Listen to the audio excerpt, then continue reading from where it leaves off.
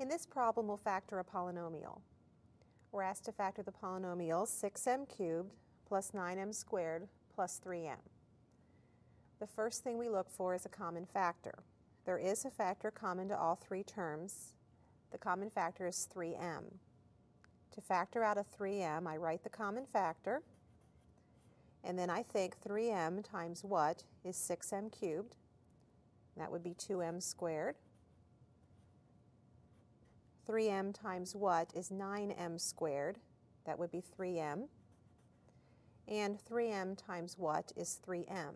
That would be 1.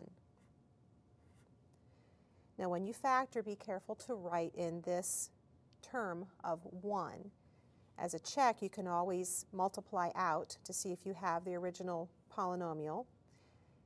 You can also remember that if you start with 3 terms, when you factor out a common factor, what's left inside your parentheses should also have 3 terms. Now I look at the trinomial that's inside the parentheses, and I see if that can be factored. If it can be factored, it will factor into 2 binomial factors. 2m squared can only be factored as 2m times m. So I would have a binomial, the first term is 2m, and the second term is m. Now 1 can only be factored as 1 times 1. So if this factors, it has to factor into 2m plus 1 times m plus 1.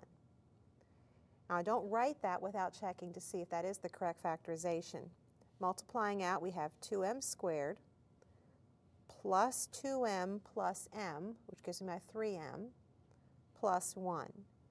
So the product of the binomials is this trinomial. The product of all 3 of these factors is my original polynomial, and I have factored completely.